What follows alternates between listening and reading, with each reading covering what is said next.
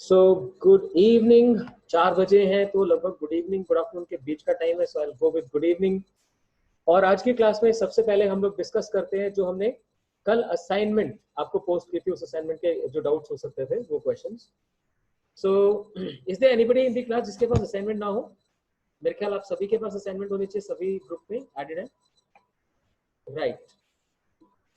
तो वेक्टर्स की एक असाइनमेंट थी, बेसिक्स की असाइनमेंट थी, उसका डिस्कशन कर रहा हूँ। तो उसमें question number 4 to start with 3 rather, question number 3। इस क्वेश्चन में पूछा गया which of the following is not a vector quantity, which one is not a vector. और जो ऑप्शंस हैं सॉरी, उन ऑप्शंस में ऑप्शंस हैं जो फिजिकल क्वांटिटीज है वो है torque, displacement, dipole movement and electric flux. तो देखिए, जिन फिजिकल क्वांटिटीज को लेके आप श्योर होंगे, आई नो कि torque is a vector quantity for sure, axial vector होता है। Displacement is a vector quantity, polar vector होता है। डायपोल मूवमेंट और इलेक्ट्रिक फ्लक्स, यहाँ आप फंसे होंगे। अब होता क्या है, एक्चुअली ये जो क्वेश्चंस बनाते हैं ना, इसमें +1 +2 के सारे टॉपिक्स को कवर कर लेते हैं। तो ये दोनों जो नेम्स आप सुनेंगे फिजिकल क्वांटिटीज के, ये आप लोग +2 में सुनेंगे, dipole movement and electric flux. तो मैं यहाँ इस चीज से शुरुआत करूंगा आपको बताने के लिए कि every one of us should know that flux, any kind of flux, कौन कौन सा होता है? मेनली 2 तरह के फ्लक्स नॉर्मली डिफाइन करते हैं, electric flux and magnetic flux. ठीक है, तो ये इलेक्ट्रिक और मैग्नेटिक दोनों तरह का जो फ्लक्स होता है ये स्केलर होता है। आप ऐसे करके मेरे साथ साथ याद कर लें कि सर ने बताया इलेक्ट्रिक हो या मैग्नेटिक, दोनों तरह का जो फ्लक्स होता है वो कैसा होता है? स्केलर होता है।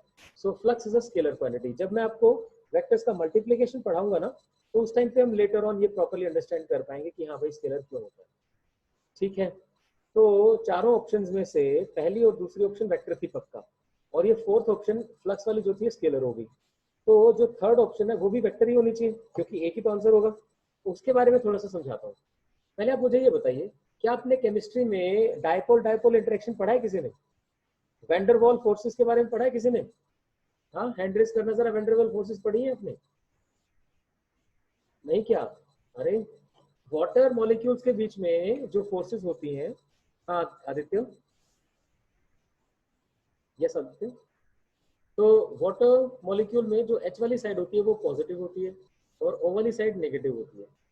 तो इसको बोलते हैं डायपोल, इसके 2 पोल्स बन गए। राइट, अभी पूरा डीप में तो नहीं पढ़ाऊंगा, बट आपको समझा दूंगा ताकि next time wherever you come across such kind of physical quantity आपको प्रॉब्लम ना हो। तो देखें, H वाली साइड पॉजिटिव और O वाली साइड नेगेटिव, 2 पोल्स हो गए, यानी एक तरफ पॉजिटिव एक तरफ नेगेटिव है, इसीलिए इसे हम डायपोल कहते हैं।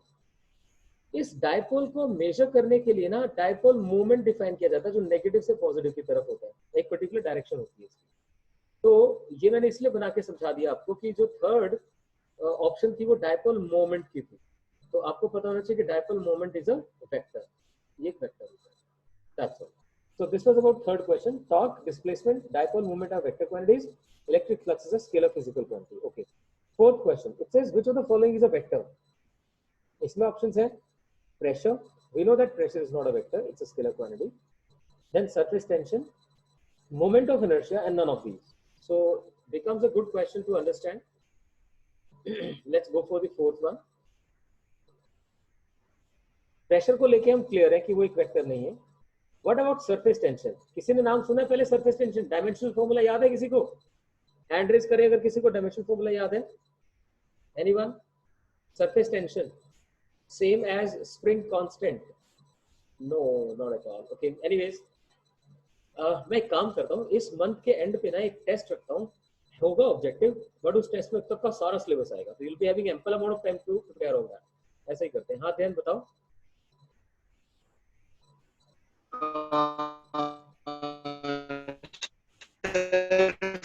रहने दो रहने दो रहने दो, छोड़ो, कोई बात नहीं। खुशियाँ बता दो।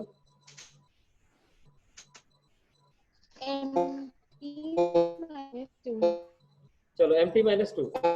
आज शायद नेट हर जगह प्रॉब्लम क्रिएट कर रहा है, कोई बात नहीं। ओके ओके, अध्ययन ऑफ कर लो, कोई बात नहीं।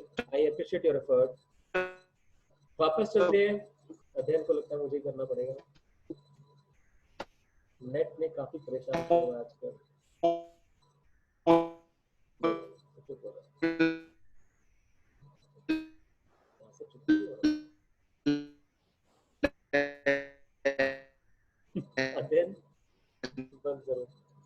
चलो आगे देखते हैं।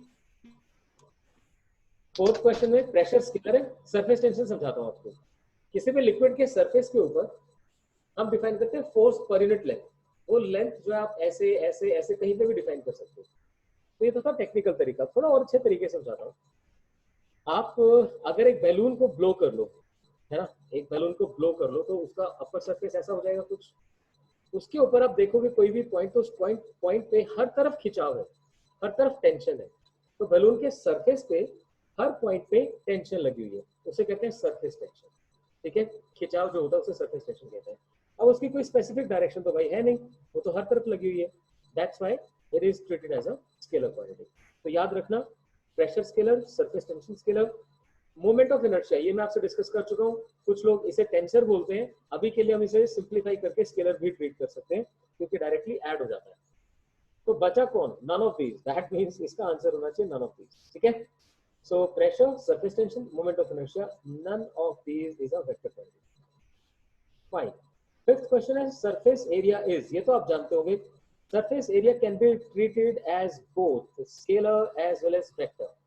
ठीक है, एट टाइम्स आप इसे स्केलर ट्रीट कर सकते हैं एंड एट टाइम्स इसे वेक्टर ट्रीट कर सकते हैं। So okay, then the question number 9 was doubt. I'll move on to question number 9. That's a good question. कल जितना हमने पढ़ा था उससे थोड़ा सा आगे होता है ये क्वेश्चन। जैसे find the vector that must be added to vector. मैं आपको सजेस्ट करूंगा कि अगर आपके पास ये असाइनमेंट है ना तो you should open it up. आवाज तो आती रहेगी आपके पास, आप बिना मीटिंग को लीव किए डायरेक्टली बाहर जाके व्हाट्सएप से ये ओपन कर सकते हैं, कोई प्रॉब्लम नहीं है। तो ओपन कर लें। इसने मुझे दो वेक्टर्स बताए, I cap minus 3 J cap and plus 2 K cap. One vector, वो कहता है कि दिस और दिस, इसका मतलब दोनों को मिला के। यहाँ पर ना एक कॉम्प्रिहेंशन प्रॉब्लम मैंने देखा बच्चे फेस कर जाते हैं कि जैसे इसने बोला ना find the vector that must be added to vector this and this. दो वेक्टर्स में क्या वेक्टर ऐड किया जाए, तो वो अलग अलग नहीं होता, दोनों को इकट्ठा लेके करना होता है। सो दिस एंड दिस और लिखा होता है ना तो अलग अलग काउंट करते हैं। So 3 I cap yes Nandish plus 6 J cap and minus 7 K cap, minus 7 K cap. अब देखो जरा, दो वेक्टर्स आ गए, आई cap minus 3 J cap plus 2 K cap plus second vector 3 I cap plus 6 J cap minus 7 K cap. इनके अंदर कौन सा vector add किया जाए? मैं मान लेता हूँ ए को ऐड करूंगा ताकि मुझे वाई डायरेक्शन में यूनिट वेक्टर मिल जाए। वाई में यूनिट वेक्टर क्या होता है? जे कैप। इतना आप सबको क्लियर है? यहाँ पे किसी को भी डाउट है तो हैंड रेज कर सकता है। So this is what I get from the comprehension of the statement. तो फिजिक्स के क्वेश्चन सॉल्व करते हुए कॉम्प्रिहेंशन अपने आप में एक बहुत ही इंपॉर्टेंट पार्ट होता है। अब यहाँ से आगे देखिए आपको क्या करना होगा। हमें ना आई की टर्म्स को अलग से डील कर रहे हैं, जे की टर्म्स अलग और के की टर्म्स अलग। क्योंकि आई जे और के आप ऐसे देख सकते हैं, आई जे और के एकदम अलग अलग होते हैं, तो उनके डायरेक्शंस डिफरेंट म्यूचुअली परपेंडिकुलर होने की वजह से उन्हें सेपरेट डील करना पड़ता है। तो आई प्लस 3 आई 4 आई, 4 आई माइनस 3 जे प्लस 6 जे प्लस 3 जे प्लस 2 के माइनस 7 के माइनस 5 के। इसके अंदर क्या ऐड किया जाए कि हमें जे कैप मिल जाए? तो भाई ठीक है, जैसे मैथ्स में नॉर्मली हम करते हैं, ए को रखते हैं लेफ्ट में और इसे ले जाते हैं राइट में। जे माइनस, अब देखो 4 आई कैप माइनस हो गया, minus 4 I cap minus 3 J cap and plus 5 के कैप। आई वुड सजेस्ट कि आप मेरे साथ साथ ये सब किया करें, राइट। तो एक कैप क्या बन गया? जे कैप माइनस 4 आई cap minus 3 J cap plus 5 के कैप। अच्छा, अब यहाँ पे फर्दर सॉल्व करना पड़ेगा क्योंकि देखो आई कैप एज इट इज हो गया माइनस 4 आई कैप, लेकिन जे कैप को ध्यान से देखोगे तो माइनस 3 जे कैप और फिर प्लस जे कैप, यानी it should be minus 2 J cap and plus 5 के कैप। ये बचा हमारे पास। So this must be the vector under consideration. Minus 4 I cap minus 2 j cap plus 5 k cap, and this has been mentioned as option A. तो option A हमारा answer है। तो ये एक नॉर्मल लेवल का ऑब्जेक्टिव क्वेश्चन हो गया। दो वेक्टर्स को ऐड करना था और ये उनके अंदर क्या वेक्टर ऐड किया जाए कि यूनिट वेक्टर मिल जाए। तो आपने इस तरीके से किया, फिर ए क्या बन गया, इसको उठा के इधर ले गए तो सब टर्म्स नेगेटिव हो गई और ultimately this is the answer. So not a tough question. Okay, इसके बाद 11th क्वेश्चन था जो बच्चों ने मुझसे डाउट पूछा। आपको मजा तो आ रहा होगा कि सर ने डाउट्स ले लिए, बट जब तक जब तक आप खुद से पार्टिसिपेट नहीं करोगे। तुषार पूछ रहे हैं सर जी कैप की क्या लिया, आई कैप या के कैप किया नहीं। ओके देखो डियर, इन्होंने ना वाई डायरेक्शन बोला है, इन्होंने बोला है यूनिट वेक्टर अलोंग वाई। तो हमने क्या सीखा था कल, एक्स एक्सिस के अलोंग जो यूनिट वेक्टर होता है उसे आई कैप बोलते हैं, वाई के अलोंग जे कैप और जेड के अलोंग के कैप। तो क्योंकि ये वाई के अलोंग था इसलिए जे कैप लिया। ठीक है, आई होप आपको अच्छे से क्लियर हुआ। अगर नेगेटिव वाई डायरेक्शन बोलता था माइनस जे कैप लेता। हाँ मंशा आप पूछिए, क्या पूछ रहे हैं? यस मंशा। सर 10th क्वेश्चन बता दो। 10th भी बता देता हूँ। 10th में क्या था, a vector multiplied by number zero results into. आप खुद सोचो, किसी भी चीज को जीरो से मल्टीप्लाई करोगे तो क्या बचेगा, जीरो बचेगा ना। तो अब आपकी आपके लिए परेशानी क्रिएट हुई ए और सी ऑप्शन को देखकर। मैं आपको बताता हूँ ए कैसे बना हुआ है। देखो ए बना हुआ है ऐसे और सी बना हुआ है ऐसे, इसको डार्क कर दिया हमने। ठीक है, तो ये जो डार्क कर दिया उसका मतलब क्या है, इसका मतलब वेक्टर की फॉर्म में कन्वर्ट कर दिया। मैंने आपको बताया था ना कि जब एक वेक्टर को रिप्रेजेंट करना होता है तो जैसे मान लो वेलोसिटी है तो या तो आप ऐसे करके रिप्रेजेंट करते हो या फिर आप इसको डार्क कर देते हो, ऐसे कर देते हो। ठीक है, तो नॉर्मली बुक्स के अंदर ये डार्क वाली ऑप्शन को पिक करते हैं। तो ये था। अब आप खुद सोचो, अगर वेक्टर को किसी से मल्टीप्लाई करोगे जीरो से तो वो जीरो वेक्टर बन जाएगा। तो आंसर सी होना चाहिए इसका। क्लियर हुआ? तो this was 10th question. Now move on to 11th question. उसमें भी इसी तरह की परेशानी है 11th में। हम सब जानते हैं कि यूनिट वेक्टर जो होता है वो बनता है वेक्टर अपॉन इट्स मैग्नीट्यूड। इसको लिखने का तरीका इन्होंने बुक वालों ने क्या किया कि ए को भी डार्क कर दिया ऐसे करके। ठीक है, ऐसे करके डार्क कर दिया तो ऑब्वियसली ये क्या बन गया, ए वेक्टर बन गया। और डिवाइड जो किया ना उसमें मॉडुलस तो डाल दिया लेकिन इसको फिर से डार्क कंसिडर कर दिया ऐसे करके, ये भी डार्क कंसिडर कर दिया। तो आप समझ सकते हैं इन दोनों में कोई भी डिफरेंस नहीं है, दोनों चीजें एक ही है। ए वेक्टर के मॉडुलस लगाया जाए, ए वेक्टर के साथ मॉडुलस लगाया जाए तो वो मैग्नीट्यूड होती है, और ए को डार्क करके लिखा जाए तो वो ए वेक्टर होता है। तो इसलिए 11th क्वेश्चन में जो ऑप्शन बी है that is the right option, ऊपर वेक्टर फॉर्म में नीचे मैग्नीट्यूड फॉर्म में। ठीक है, ओके। 11th के बाद 12th भी पूछा गया। Unit vector does not have any specified, ये तो आप जानते हैं यूनिट वेक्टर की सिर्फ डायरेक्शन होती है, कोई मैग्नीट्यूड नहीं होती। so it does not have any specified direction. Unit vector does not have any specified unit vector does not have any specified, उसकी डायरेक्शन तो होती है, मैग्नीट्यूड भी वन होती है। यूनिट यूनिट वेक्टर की कोई यूनिट स्पेसिफाई नहीं होती। ठीक है ना, सिर्फ आप क्या बताते हैं, आई कैप जे कैप के कैप बताते हैं, वो रहता है। यानी डायरेक्शन भी स्पेसिफिक है, मैग्नीट्यूड भी वन है, उसकी यूनिट का स्पेसिफिक होना जरूरी नहीं है। तो सी ऑप्शन इसका आंसर है। मैंने उनको गलत करवा दिया, मैंने ना जीरो वेक्टर सोच के इसका आंसर कर दिया। अब आते हैं 15th के ऊपर। हाँ जी मिश्री। सर वर्क वेक्टर है। नहीं स्केलर होता है दिया, वर्क इज स्केलर। ठीक है, वर्क स्केलर है, पावर भी स्केलर है। Work and power both are scalar, आप चाहो तो लिख के रख सकते हैं। अब आता है 15th question. What happens when we multiply a vector by -2। इसके लिए मैंने उनको यही एग्जांपल दिया कि आप सोच लीजिए कि एक ऑब्जेक्ट की वेलोसिटी जो है वो है 10 मीटर पर सेकेंड इन आई कैप। अगर इसे हम -2 से मल्टीप्लाई करते हैं यानी -2 v लिखते हैं अगर हम, तो ये क्या बन जाएगा, -2v का मतलब है -20 मीटर पर सेकेंड आई, ऐसे लिखना। या फिर ऐसे लिखना कि ये बन गया 20 मीटर पर सेकेंड अलोंग माइनस आई, ये बनता है। तो आई होप ये क्लियर हुआ ठीक से आपको कि -2 से मल्टीप्लाई करने से क्या चेंज आया। चेंज ये आया कि एक तो मैग्नीट्यूड डबल हो गई, 2 का फैक्टर था तो मैग्नीट्यूड डबल हो गई, और नेगेटिव साइन आ गया तो उसका मतलब डायरेक्शन रिवर्स हो गई। So if we multiply a vector by -2, it does two things. It doubles the magnitude and reverses the direction. That's it. दो चीजें अभी क्लियर। तो मैं ये चीजें भी लिख देता हूँ दो, कि जैसे मिश्र ने कहा वर्क जो है और पावर जो है, वर्क पावर और साथ में मैं फ्लक्स लिख देता हूँ। ये कैसी क्वांटिटीज हैं, ये स्केलर होती है, आप याद करते हैं। अभी आज और क्या सीखा आपने, सरफेस टेंशन जो होता है, surface tension is also a scalar quantity. ठीक है, एरिया आप जानते हैं, it has both the capabilities, like it can be treated as a scalar as well हाँ गीतांश आप बोलिए। सर ये तो फोर्स इंटू डिस्प्लेसमेंट होता है, तो फिर ये वेक्टर क्वांटिटी नहीं होगा? एक्चुअली पूरी तरह समझना तो आपको थोड़ा सा वेट करना पड़ेगा। जैसे मैं अभी पहले आपको वेक्टर एडिशन करवाऊंगा, रेजोल्यूशन करवाऊंगा, फिर मल्टीप्लीकेशन करवाऊंगा। तो ये वेक्टर मल्टीप्लीकेशन का पार्ट है जो आप पूछ रहे हैं अभी। तो अभी के लिए सिर्फ ऐसे ही समझ लो कि वर्क स्केलर होता है, मैं बाद में पूरा समझाऊंगा, ठीक है? राइट, जो चीज आज से 4-5 दिन बाद करने वाले ना, फिर वो दिक्कत हो जाएगी, मेरे सिलेबस में चलेगा। मोर ओवर अब आप लोग मेरे साथ कंफर्टेबल है तो आई वांट की थोड़ी सी स्पीड खींच के काम किया जाए। मैं आज आपको वेक्टर एडिशन करवाने वाला हूँ, जो एक बहुत ही इंपॉर्टेंट टॉपिक है वेक्टर्स का। Let's start with the topic that we are gonna do is vector addition. Vector addition. अब इसमें जो सबसे पहली चीज क्लियर होनी चाहिए वो क्या है, हम किस तरह के वेक्टर्स को ऐड कर सकते हैं। Obviously same kind of vectors he add हो सकते हैं। वेलोसिटी में वेलोसिटी ऐड हो सकती है, एक्सेलरेशन नहीं हो सकता। फोर्स के अंदर फोर्स ऐड हो सकती है, डिस्प्लेसमेंट ऐड नहीं हो सकता।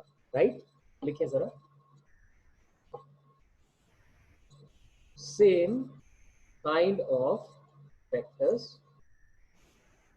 Same kind of vectors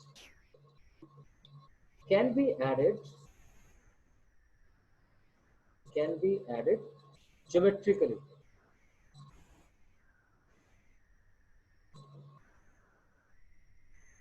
Same type of vectors can be added geometrically.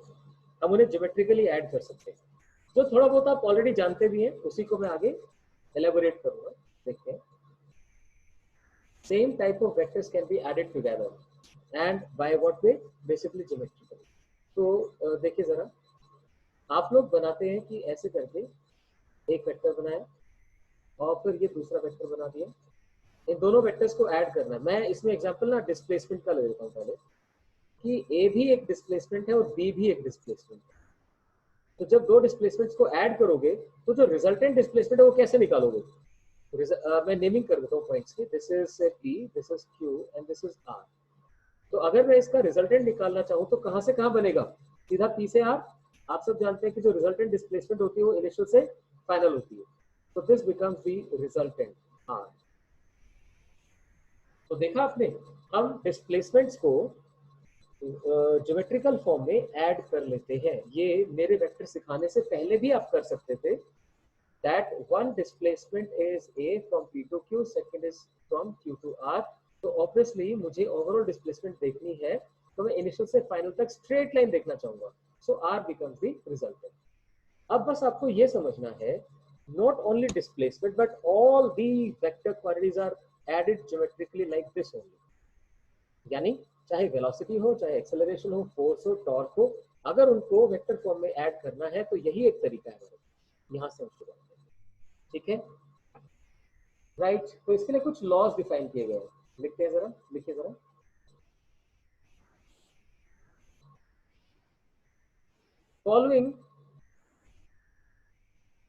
Following laws have been defined.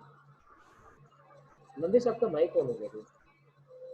Following laws have been defined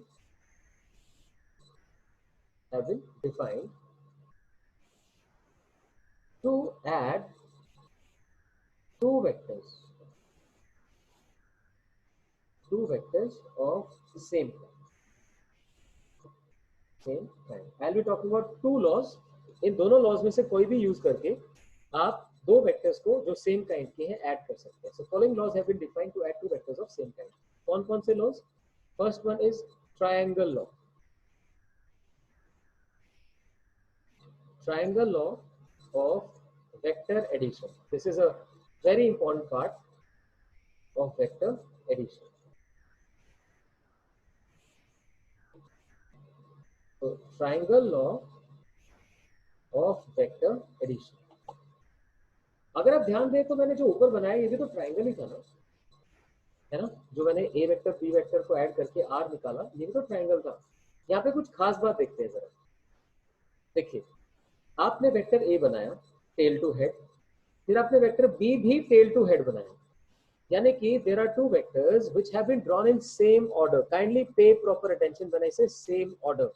same order मतलब एक के बाद एक उसी ऑर्डर में, यानी tell to head right.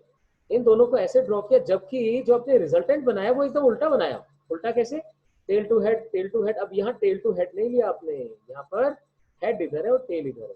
That means एक triangle में जिन दो वेक्टर्स को ऐड करना है उन्हें दो साइड्स बनाओ, टेकन इन सेम ऑर्डर। तो जो थर्ड साइड है and taken in opposite order, उनका रिजल्टेंट डिवाइड करेगा। दैट्स इट, यही डेफिनेशन है बस। तो लिखें जरा मेरे साथ, triangle of vector addition. According to it I expect कि आप सभी मेरे साथ साथ नोट्स बनाते हैं। According to it, if two vectors of same kind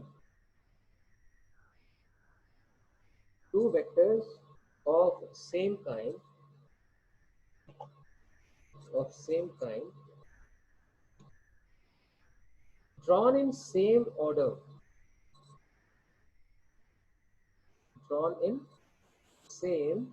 order represent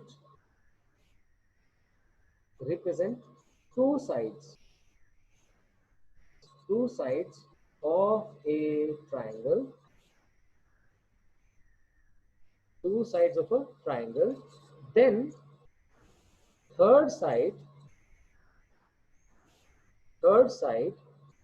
drawn in opposite order,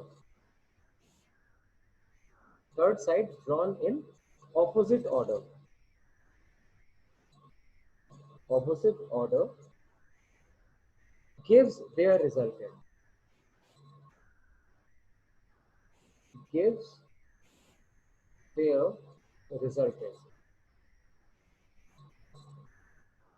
सुने फिर ध्यान से। According to it, if two vectors of same kind drawn in same order represent two sides of a triangle, then third side drawn in opposite order gives their resultant. इसका रट्टा लगाना आपको मुश्किल होगा अगर आप डायग्राम को ध्यान नहीं रखेंगे, और अगर आप डायग्राम ध्यान रखेंगे तो कुछ भी नहीं है। You just try and imagine what we have done. We have considered two vectors in same order and third one in opposite order. Two in same order, third in opposite order. कहाँ पर? एक triangle के अंदर। That's it, हो गया यार। Right, आई expect कि आप इसे अच्छे से याद कर लेंगे। तो इसी चीज को मैं दोबारा से ड्रॉ कर देता हूँ जो मैंने ऊपर बनाया था। लिखें, for two vectors A and B such that R is equal to A plus B, such that R is equal to A plus B। हम क्या कर सकते हैं, यही डायग्राम दोबारा से ड्रॉ कर देता हूँ, देखिए ध्यान से। This is vector A, then I have vector B, and my dear, the resultant can be drawn like that's it. So that's it. Vector A plus vector B gives the result। ठीक है, ये हो गया triangle law. तो मैंने कहा था कि vectors can be added geometrically, तो ये मैं ज्योमेट्रिक अंडरस्टैंडिंग कर रहा हूँ पहले, इसके बाद मैथमेटिकली भी अंडरस्टैंड करें। ठीक है, this was first law. Now we talk about second law. Second law is parallelogram law of vector addition. तो second one is parallelogram law of vector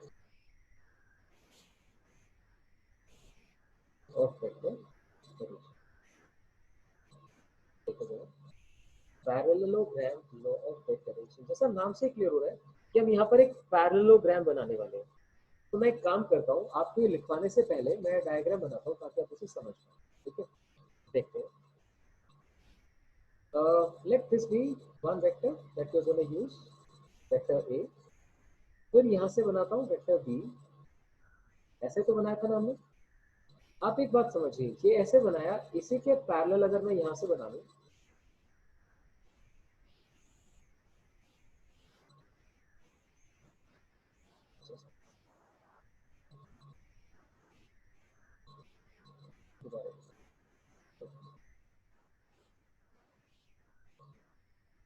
देखिए, suppose this is one vector, this is second vector. ठीक है, दो आ गए। इसी तरह से अगर एक वेक्टर में यहाँ से बना लूँ, ऐसे देखिए पैरेलल करने में, दिस इज अप्रॉक्सिमेटली राइट। तो मैंने क्या किया, इस बार ए वेक्टर इसे कंसिडर करना है, बी वेक्टर इसे कंसिडर करना है। आप लोग जानते हो vector can be shifted parallel to itself.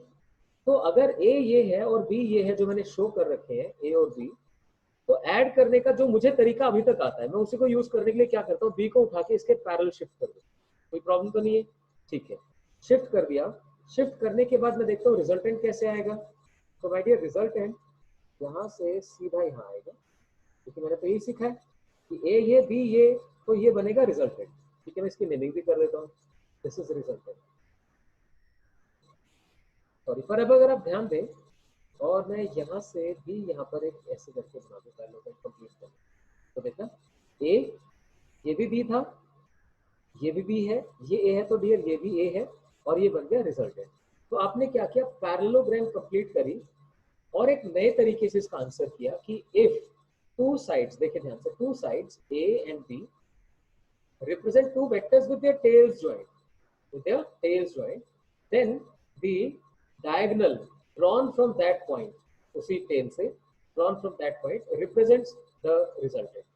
I am ready to explain it once again, पर आपको ठीक से ध्यान से समझना है। ट्राइंगल लो में क्या था, ये ए ये बी और ये रिजल्टेंट, दैट्स इट। ओके, तो वही यहाँ पर भी है, आंसर थोड़ी ना चेंज हो जाएगा। पैरेललोग्राम बनाने में सिर्फ सोचने का फर्क है। क्या फर्क है? वेक्टर ए और बी दोनों की टेल ज्वाइन करो, ऐसे में they will represent two adjacent sides of parallelogram, then you draw a diagonal from that particular point, that diagonal gives the resultant. तो मैंने अभी आपको सब कुछ ज्योमेट्रिकली समझाया, अब इसे लिख लेते हैं। Write down with me. according to it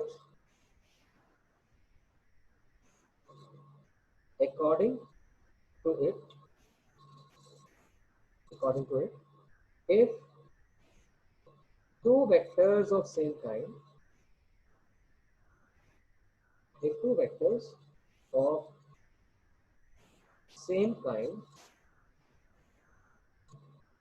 represent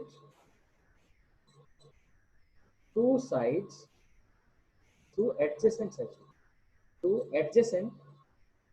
sides of a parallelogram,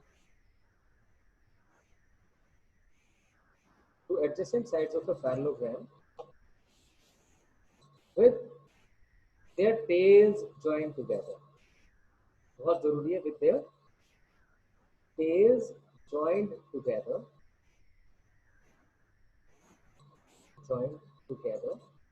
ठीक है, comma the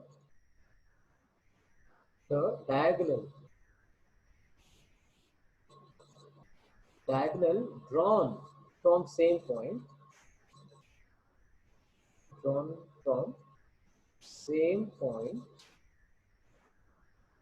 represents the resultant. या their represents their resultant. Fine. So according to it, if two vectors of same kind represent two adjacent sides of a parallelogram with their tails joined together, the diagonal drawn from same point represents their result. That is. तो इसे अच्छे से देख के समझ लो। मतलब मैं आपको बार बार ये कहता हूँ कि वेक्टर समझने की शुरू में इस पार्ट को डायग्रामेटिकली यानी ज्योमेट्रिकली समझ लेंगे, फिर आप इसको लर्न करके लिख सकते हो। राइट, ये तो था दो वेक्टर्स के लिए। अब अगर नंबर ऑफ वेक्टर्स ज्यादा हो तो क्या करेंगे? तो उसमें डिफाइन होता है पॉलीगन लॉ। लिखिए जरा, अब मैं अलग से लिख रहा हूँ, पॉलीगन लॉ ऑफ वेक्टर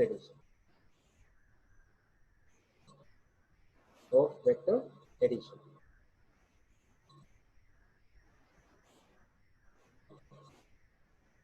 सोचो आपने ट्राइंगल जो बनाई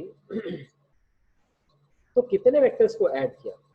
ट्राइंगल में दो वेक्टर्स को ऐड किया बेसिकली, राइट? दो वेक्टर्स को ऐड किया, दो साइड्स बना के, और तीसरी साइड ने आपको रिजल्टेंट दिया। ऐसे ही अगर मैं चार साइड्स की एक फिगर लूं जिसमें तीन साइड्स को सेम ऑर्डर में बना दूं, 1 2 3, तो उसकी जो फोर्थ साइड होगी वो रिजल्टेंट देगी। ऐसे ही अगर मैं 4 वेक्टर्स कंसिडर करूं तो एक पेंटागन कंसिडर करनी पड़ेगी। पेंटागन की 4 sides taken in same order 1 2 3 4 5, 3 4 sorry, will give me as the resultant by the fifth side. तो मैं वो बना देता हूँ, देखिए जरा पॉलीगन लॉ पहले बनाता हूँ। ये बनाया फर्स्ट वेक्टर, यहाँ से सेकंड वेक्टर, यहाँ से थर्ड वेक्टर और यहाँ से फोर्थ वेक्टर। तो कोई इक्वल का कुछ नहीं रखा हमने, कोई छोटा कोई बड़ा, ऐसे करके। सो दीज भी 4 वेक्टर जिनको आप ऐड करना चाहते हो, vector A, vector B, C and D, right, A B C D, इन चारों को ऐड करना है। तो अब रिजल्टेंट कौन सी साइड से रिजल्टेंट मिलेगा? जो एक साइड बची है, यानी यहाँ से लेकर और यहाँ, this will be the resultant, जिसे हम आर लिख सकते हैं। R is the resultant. तो यहाँ से मैं सिंपल सी बात आपको समझाना चाहता हूँ। अगर आपको 4 वेक्टर्स का रिजल्टेंट निकालना तो आपको पेंटागन यूज करनी पड़ेगी, यानी एक एक्स्ट्रा साइड। 2 वेक्टर्स का रिजल्टेंट निकालना तो आपको ट्राइंगल यूज करनी पड़ेगी, यानी फिर से एक एक्स्ट्रा साइड। अगर आपको 5 वेक्टर्स का रिजल्टेंट निकालना तो आपको क्या यूज करनी पड़ेगी? Raise hand. 5 वेक्टर्स का सम निकालने के लिए कैसी शेप यूज करनी पड़ेगी? हाँ मिस्टी, हेक्सागन। हेक्सागन, एग्जैक्टली, ठीक है। तो आई होप आप सभी ये बात समझ पाए। इसी चीज को हम लिख देते हैं यहाँ पर। तो देखो अब फिजिक्स पढ़ने में मजा आ रहा है ऐसे। अगर सीधी डेफिनेशन लिख के फिर ये किया जाए तो उतना अच्छे से समझ में नहीं आता। अगर आप उसे पहले समझ लें तो फिर लिखना कंपैरेटिवली याद करना आसान हो जाता है। तो let us go for that. Polygon law of vector addition में मैं ऐसा कंसिडर करता हूँ कि इसकी जो n-1 साइड्स है, अगर सपोज n साइड्स थी, n में से n-1 साइड्स वेक्टर्स को रिप्रेजेंट कर रही है सेम ऑर्डर में, तो जो लास्ट बची हुई साइड है वो रिजल्टेंट प्रोवाइड करेगी। लिखिए जरा, according to it, if a given number of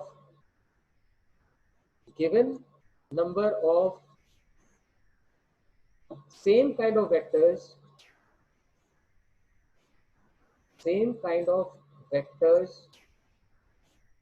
be drawn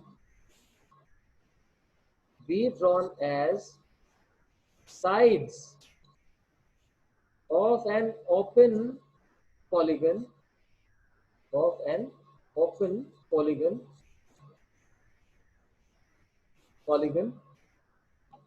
drawn in same order.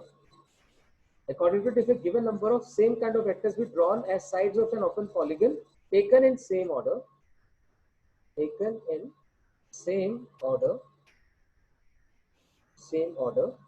then the closing side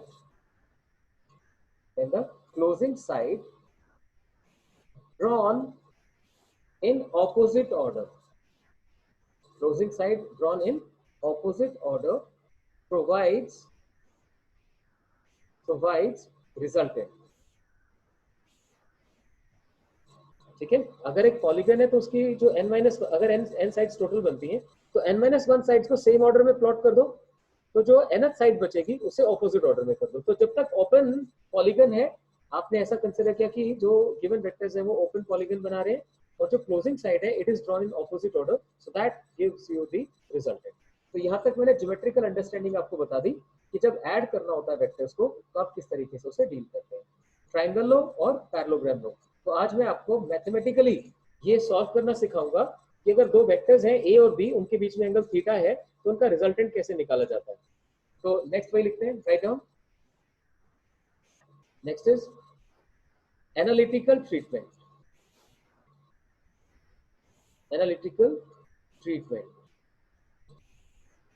analytical treatment का मतलब है मैथमेटिकल एनालिसिस। Mathematical analysis